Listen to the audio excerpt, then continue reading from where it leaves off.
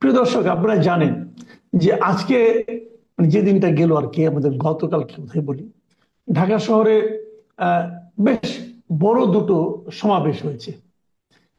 একটা শাহবাগে ছাত্রদলের সমাবেশ, আরেকটা তার থেকে ঠিক আধা কিলোমিটার দূরে কেন্দ্রীয় শহীদ মিনারে এনসিপি সমাবেশ। এনসিপি সমাবেশ থেকে তারা নতুন বাংলাদেশের ইস্তেহার ঘোষণা করেছে। সেই ইস্তেহার আমরা দেখেছি।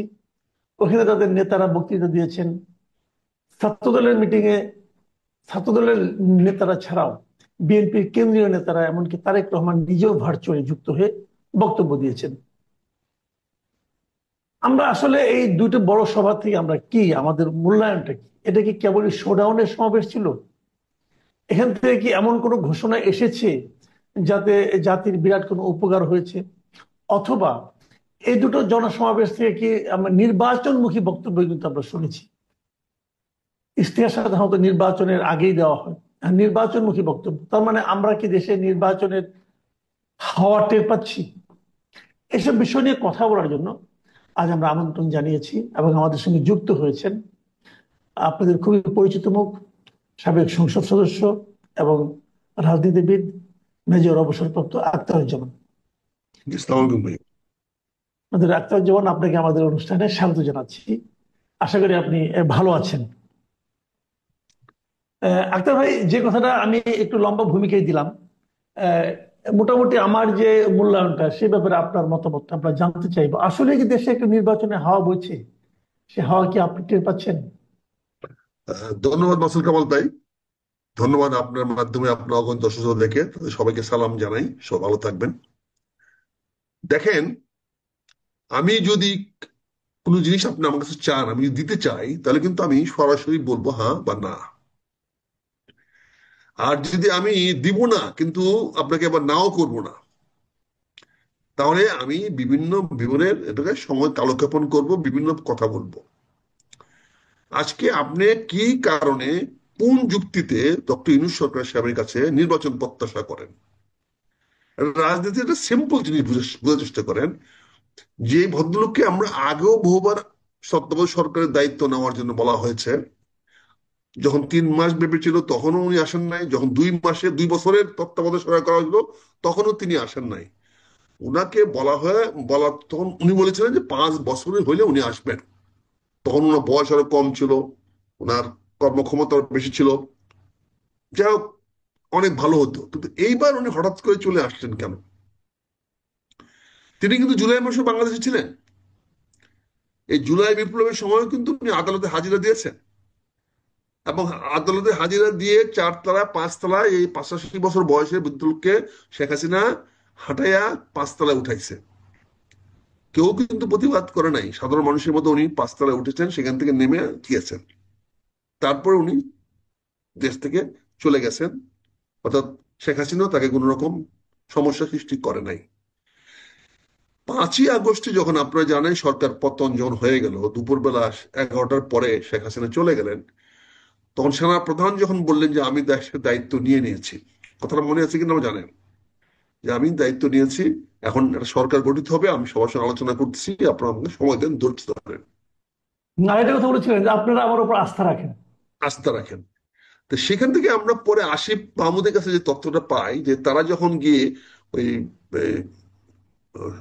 কাছে ইয়ার অফিসে গিয়ে, এপি না এএফপির অফিসে গিয়ে ওই শামসুল আলমের অফিসে গিয়ে দেখা করলো, সেখানে গিয়ে দেখা করার পরে তারা বললো যে না, তারা ওই ক্যান্টনমেন্টে যাবে না, সেনানিবাসে যাবে না, তারা সরকার আলাদা গঠন করবে।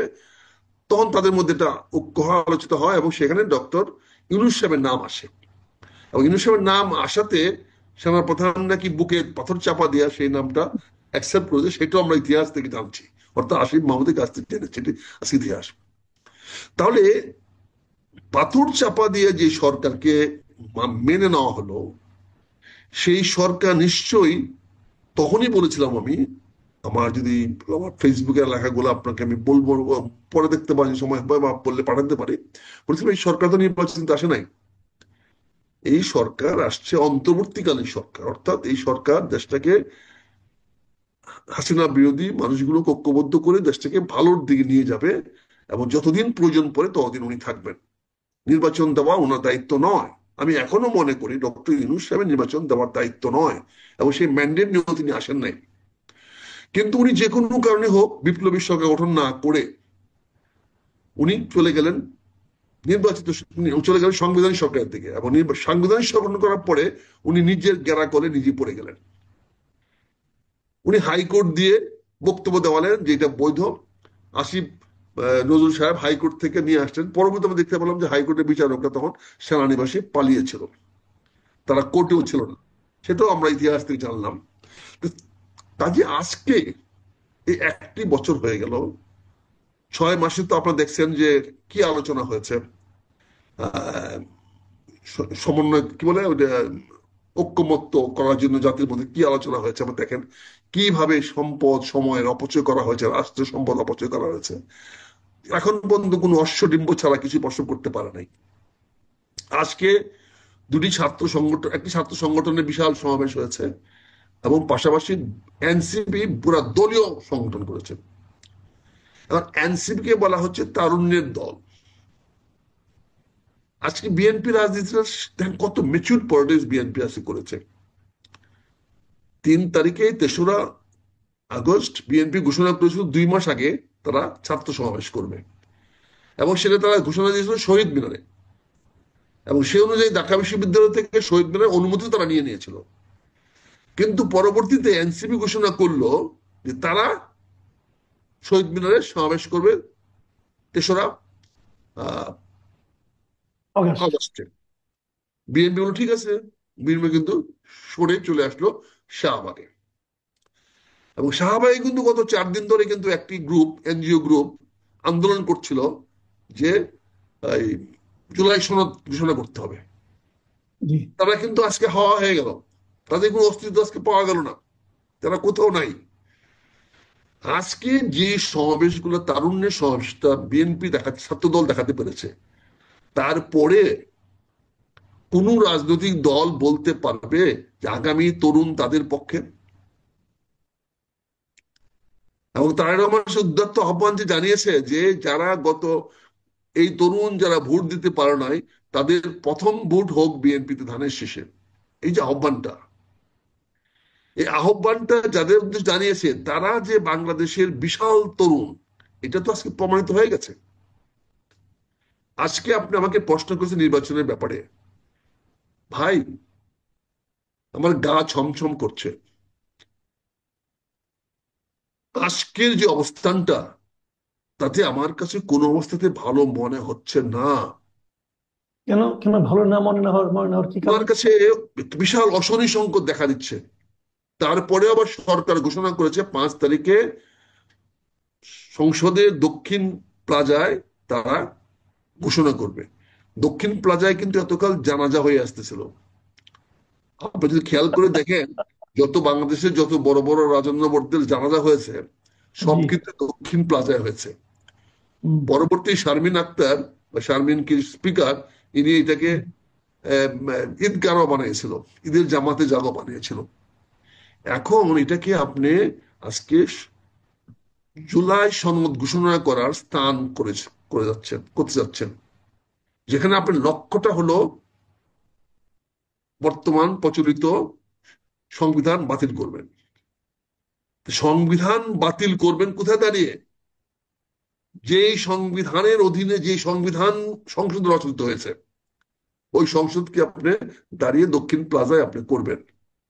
এই দক্ষিণ প্লাজার বিশাল সামনে, ওখানে যদি আপনি একটা সিটিং অ্যারেঞ্জমেন্ট করে লোক আনতে চান, তাহলে কি পরিমাণ লোক আপনাকে আনতে হবে। আর যদি স্বতঃস্ফূর্ত জনতা আনতে চান, তাহলে আরো কত বেশি লোক লাগবে। তারপরে আপনি সকাল 11টা থেকে আপনি দিয়েছেন গান বাজনার আসর, একটা জাতীয় সমস্যার সমাধানের জন্য আপনি দিয়েছেন একটা গান বাজনার আসর। 5 তারিখে আপনি ওখানে সকাল 11টা থেকে গান বাজনা শুরু করবেন সাংস্কৃতিক মন্ত্রণালয়ের অধীনে। আজকে আবার দেখলাম আপনার 16টি ট্রেন দিয়ে বিভিন্ন জায়গা থেকে মানুষ আনবেন। তার জন্য নাকি 60 থেকে 70 লক্ষ টাকা বাজেট করেছেন সেই মন্ত্রণালয় থেকে, মুক্তিযুদ্ধ মন্ত্রণালয় থেকে দেওয়া হয়। তাহলে এগুলো কিসের আলামত? তার মানে তো নির্বাচন আপনি দিবেন না। তা আপনি যখন নির্বাচন দিবেন না, আমি কেন আমার গা ছিমছিম করছে, তাহলে গৃহযুদ্ধটা আপনি এড়াবেন কেমনে? আপনি কিভাবে মনে করতেছেন যে জাতীয় ঐক্য 5 তারিখে বজায় থাকবে, যখন আপনি গান বাজনা পার্টি দিয়ে লোক আনবেন, যখন আপনি বিনা টিকেটে ট্রেন ভাড়া দিয়ে লোক আনাবেন, সরকারের টাকা দেওয়া ট্রেনে মানুষকে আনাবেন, বাস তো আনবেনই। তাহলে এই সমস্ত বিনা পয়সার লোক আনায় আপনি তাদের সামনে যদি ঘোষণা করেন, নির্বাচনে তারিখ ঘোষণা না করেন, তাহলে আপনি কি ওই সভা থেকে বেরিয়ে যেতে পারবেন? আমার তো মনে হয় না, যদি বৃহত্তর রাজনৈতিক দল যদি ওই সমাবেশে সহায়তা করে। কারণ আপনি দেখেছেন আজকে আমার এনসিবি ছেলেদের সঙ্গে কিভাবে বিট্রে করা হয়েছে, কিভাবে তাদেরকে বিশ্বাসঘাতকতা করা হয়েছে, কিভাবে আজকে তাদের মিটিংটাকে ফ্লপ করে দেওয়া হয়েছে। আপনি দেখতে না, পাচ্ছেন নিশ্চয়ই।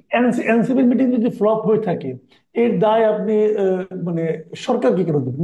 দায়িত্ব এনসিপি কে নিতে হবে। কেন এনসিবি নেবে? এনসিবি কিন্তু এই পথে নামাইছে কে? এনসিপি কে সকল কিছু সাহায্য সহযোগিতা করা আশ্বাস অঙ্গীকার কে দিয়েছে? এই সরকার। তাহলে আজকে ট্রেন দিল না কেন? আজকে সারা বাংলাদেশ থেকে লোক দিল না কেন? আজকে সরকার এখানে নেগোসিয়েট করে ছাত্র দলকে সভাটা আজকে বাতিল করালো না কেন? যদি তারা এনসিপির প্রতি যদি আস্থাশীল হতো, এনসিপি যদি প্রতি তাদের যদি ন্যূনতম যদি স্নেহ ভালোবাসা থাকতো, তাহলে আজকে তো সরকারের উচিত ছিল যে যে আপনি 3 তারিখের সভাটা বিএনপি কে বলা যে আপনি 5 তারিখে নিয়ে আসেন, আমরা আপনাদের সঙ্গে থাকবো। আপনি ছাত্র দলকে নিয়ে আসেন, আপনি সবাইকে নিয়ে সোহরাওয়ার্দীতে চলে আসেন। আমরা তো ঐক্যমতে করতে যাচ্ছি, আমরা তো ঐক্যমতে পৌঁছে গেছি। আমাদের সবাই দল মিলে আমরা ঐক্যমত করবই। তা না, আমরা কিন্তু আছেন আমার এনসিপি। কথা হলো কি, এনসিপি নিজ দায়িত্বে একটা মিটিং ডেকেছে, তারা তাদের ইশতেহার ঘোষণা করবে। সেখানে লোক আনার অথবা লোক আনার জন্য অনুকূল পরিবেশ তৈরি করার দায়িত্ব সরকারের কেন হবে? আসিফ কামাল ভাই, এনসিপিটা 3 তারিখের সেন্টিমেন্ট, 3 তারিখের emotion, 100% emotion of NCP, 100% NCP of the আমাদের যারা এই মানে কি বলে বৈষম্য ছাত্র আন্দোলন করেছিল, তারাই কিন্তু 3 তারিখে এই রাইট। শহীদ মিনারে দাঁড়িয়ে ঘোষণা করেছিল এই সরকারকে পতন করতে হবে, সরকারের পদত্যাগ দাবি করেছিল, ওরাই করেছিল। এটা কিন্তু অন্য কেউ আগে রাইট। করে নাই। কাজে এটা তো তাদের দিন। 3রা আগস্টটা ডেডিকেটেড হইতে হবে শুধুমাত্র বৈষম্য ছাত্র আন্দোলনের জন্য। সেই বৈষম্য ছাত্র আন্দোলনটাকে ডক্টর ইউনূস সাহেব অত্যন্ত মেটিকুলাসলি এটাকে এনসিপিতে রূপান্তরিত করেছে। এটা তো ডক্টর ইউনূস সাহেবের সফলতা, সার্থকতা। উনি বৈষম্য ছাত্র আন্দোলনের প্ল্যাটফর্মটা ভেঙে দিয়ে, ধ্বংস করে দিয়ে উনি এটাকে এনসিপিতে নিয়ে গেছেন। তো উনি যখন এনসিপি কে নিয়ে আসছে, আজকে 3 আগস্টটা তো অন্য কারোর সঙ্গে শেয়ার করার কথা না।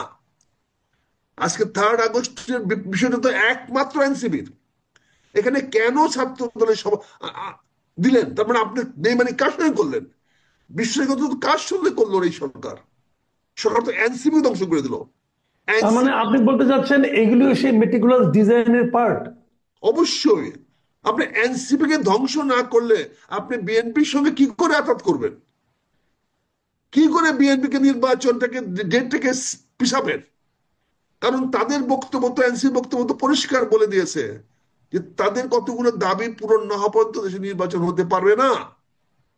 তাহলে আজকে আপনি যে এনসিপি কে যে আজকে যেভাবে আপনি জনগণের সামনে ছোট করলেন, এনসিপি আজকে 24 দফা রাজনৈতিক একটা কর্মসূচিতে হলো, সেটা তার দলীয় কর্মসূচি, এটা জাতীয় কর্মসূচি নয়।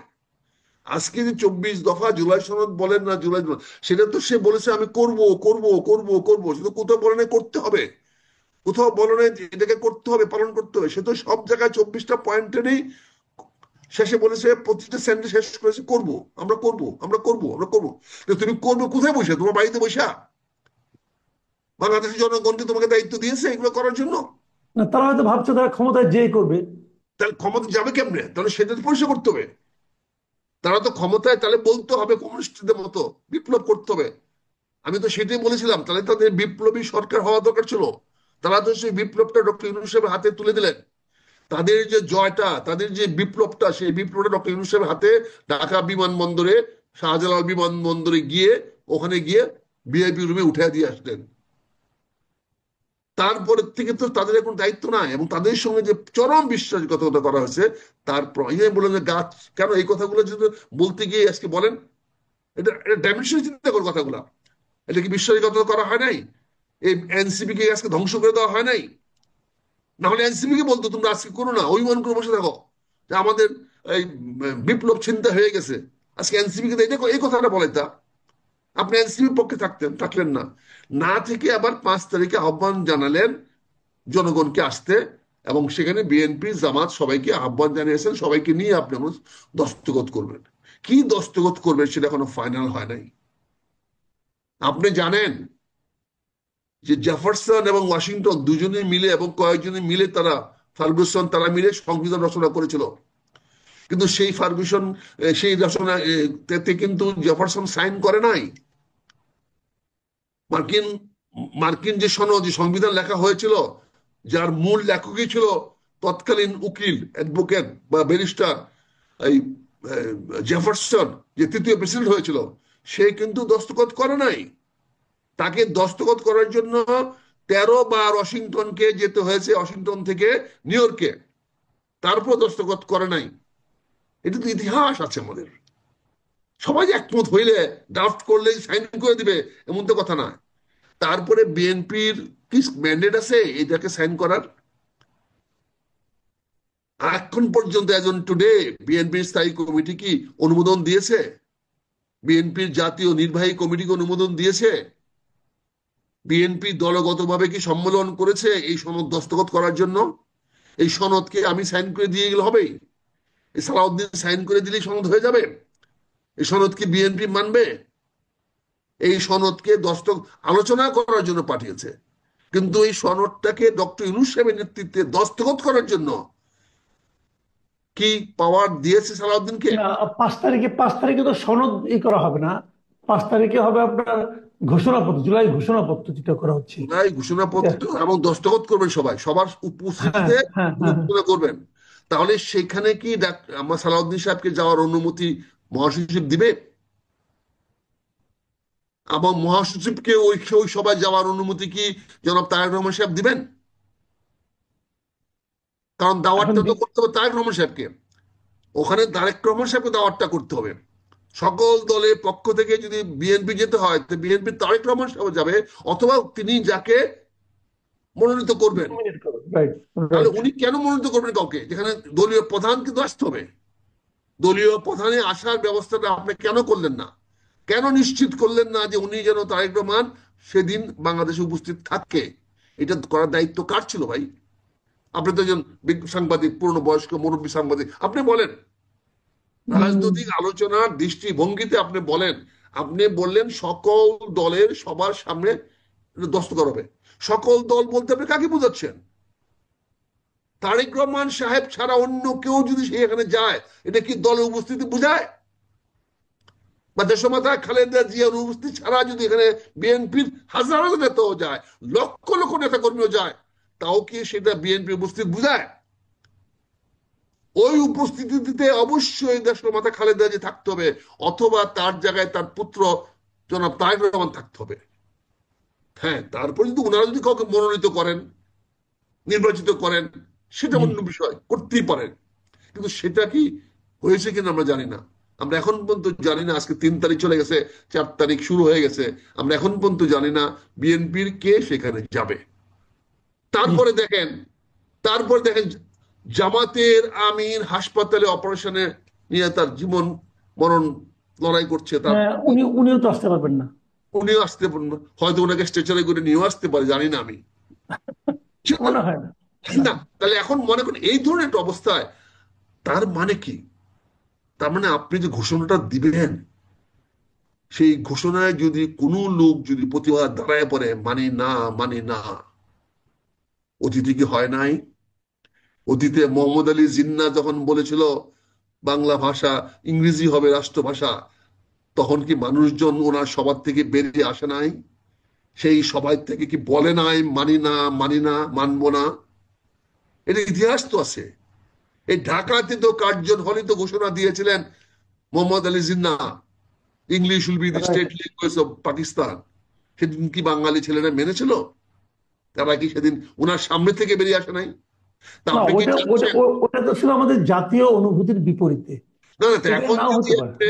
এখন যদি আপনি 5 তারিখে এমন কিছু ঘোষণা দেন তা যে মনে হয় হবে না। ঘোষণা জাতীয় স্বার্থের পরিপন্থী, অথবা যদি আপনি নির্বাচনে ঘোষণা না দেন, তাহলে কি হবে?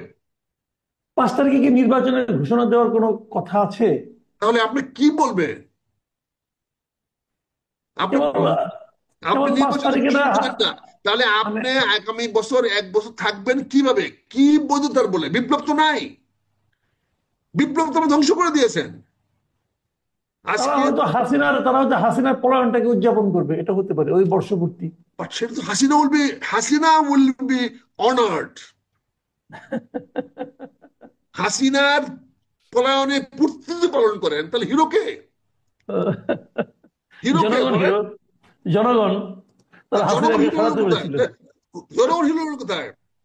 আমরা এই বাংলাদেশের হিন্দুরা ওই কি বলে দুর্গা পূজা করে, আর শ্রীলঙ্কার হিন্দুরা ওরা রাবণ পূজা করে। বুঝতে পারছেন না হম পার্থক্যটা হম। কোথায়? শ্রীলঙ্কার লোকেরা রাবণ পূজা করে, আর আমাদের দেশের লোকেরা, হিন্দুরা দুর্গা পূজা করে। তা আপনি এখানে শেখ হাসিনাকে তো, তাহলে প্রথম কথা কে আসবে? শেখ হাসিনাকে নিয়ে আসতো, আপনি ভিলেন হিসেবে নিয়ে আসবেন, কিন্তু তার মূল চরিত্রটা তাহলে কার হচ্ছে হম। বলেন? তাহলে সেই জি। মূল চরিত্রে তো শেখ হাসিনার বক্তব্য চলে আসবে এখানে। কি কারণে, কি প্রেক্ষাপটে এই সরকার আসছে? তার মানে শেখ হাসিনার ব্যর্থতা ধরে আপনি আসছেন। এখন যদি কেউ বলে যে শেখ হাসিনাকে মেটিকুলাসলি ব্যর্থ করানো হয়েছে, মেটিকুলাসলি তাকে এরকম নির্মম করা হয়েছে, মেটিকুলাসকে তাকে দিয়ে দিকে হত্যা করানো হয়েছে যাতে এই সরকার ক্ষমতায় আসতে পারে, আপনি কি এই জি। পারসেপশনে উড়াইতে পারবেন? এই না। ডিরেকশনে উড়াইতে পারবেন? আপনি অস্বীকার করতে পারবেন? লজিক্যালি কি জি। আপনি এটাকে বলতে পারবেন যে লজিক্যাল না, এটা যুক্তিপূর্ণ বক্তব্য না? অনেক ধন্যবাদ, অনেক ধন্যবাদ মেজর অবসর আখতারুজ্জামান। আপনি আসলে এমন ভাবে কথা বলেন যে আপনাকে মাঝখানে থামানো খুব কঠিন হয়ে যায়, কারণ কথাগুলি একটার সঙ্গে আরেকটা এমন ভাবে সংযুক্ত থাকে। আপনি লজিক দিয়ে কথা বলেন, যে কারণে এখানে আসলে মানে মাঝখানে এই থামানোটা খুবই কঠিন। তারপরে আমার মনে হয় দর্শকরা এটা এনজয় করেন আপনার কথা। আপনার দর্শকরা, আমি আমার এখানেও দেখেছি, অনেকেই আপনার খুবই মানে ভক্ত হয়ে গেছেন এরই মধ্যে, থ্যাংক যে ইউ, আপনি আপনি খুব আপনারা ভালো আমাকে করেন। সুযোগ দিয়েছেন। আমার মনে হয় সেই দর্শকটা এবার আবার খুশি হবে আপনাকে পেয়েছেন। আগামীতে ইনশাল্লাহ আপনাকে আবার আমরা যদি পাই, আপনি যদি সময় দিতে পারেন, আমরা খুব আনন্দিত হব। প্রিয় দর্শক, আপনারা শুনলেন আপনাদের প্রিয় মেজর অবসর আখতারুজ্জামানের বক্তব্য। উনি অনেক বিষয়ে কথা বলেছেন, যা নাকি আমার কাছে সম্পূর্ণ নতুন একটা মানে আপনার অ্যাঙ্গেল থেকে কথা বলেছেন বলে আমার কাছে মনে হয়েছে।